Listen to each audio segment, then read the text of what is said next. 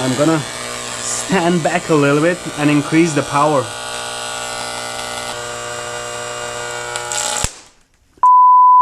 I'm hoping that at least the capacitors are not charged anymore. Let's try them out.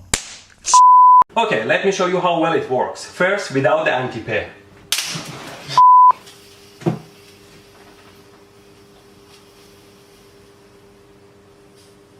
The skin here is quite sensitive to temperature and you can tell the temperature quite accurately.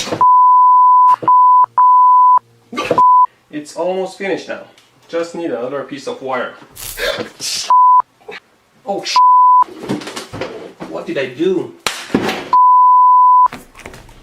What the f*** did you do? I'm fine, thanks. Idiot. What? I can't even play music from it.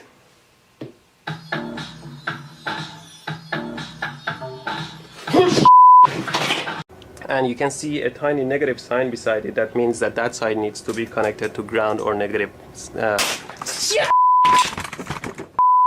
The first thing you need to do is to remove the broken ball. Just make sure you don't cut your fingers and take the screw part out. My finger. Good thing the breaker opened. Now it's time to put the new bulb in. Just screw it nice and tight and it'll turn on. It's not turning on. I broke the ball.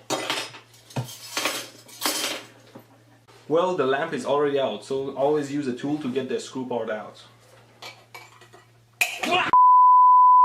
Unplug! Damn it! Unplug!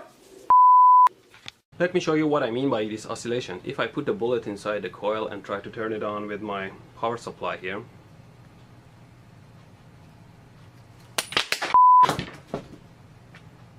Well, it's always safer not to work with live loose wire, so instead I'm using these alligator clips here.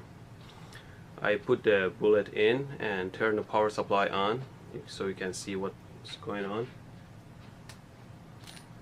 There you go, you saw what happened. Oh, shit.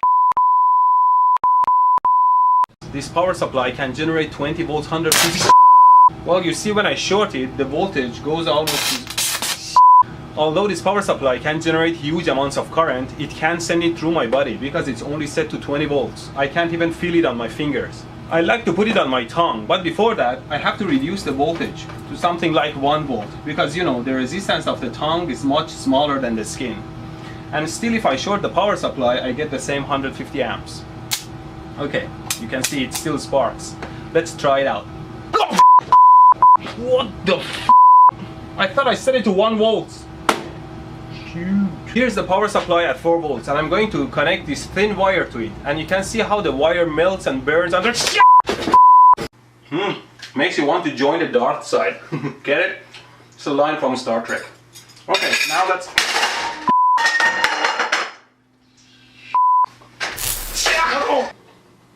Always be aware of your surroundings.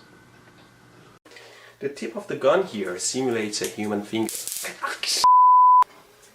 Always be careful with your tools.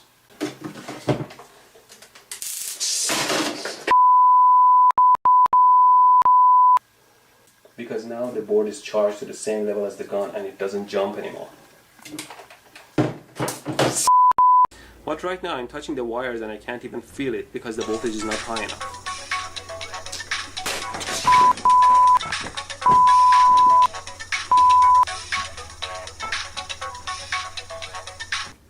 Who's this? No, I'm not Steve. Wrong number. It's a simple device. It's a belt that you tie around your belly with a tiny device that senses your motion. As long as you move, you're okay. But if you stop for any reason, it'll zap you like a mother. You will move no matter what, or else you will feel the pain.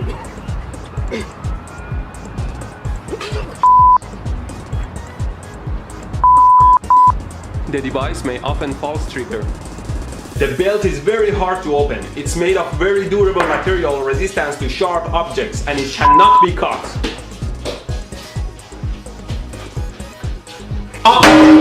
So you will run until the batteries die or you die. Just kidding, we have never had failed batteries. The device is very simple. It runs on 2 AA or AAA batteries and has 2 electrodes on the bottom and turns on with a switch. Now if you don't move, it says unless I do it with my finger. With this revolutionary device, with the flick of a switch, you're ready to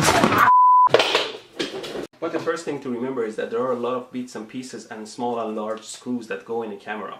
So always remember what goes where and store them nicely to avoid losing them. Now let's take a look at the camera here.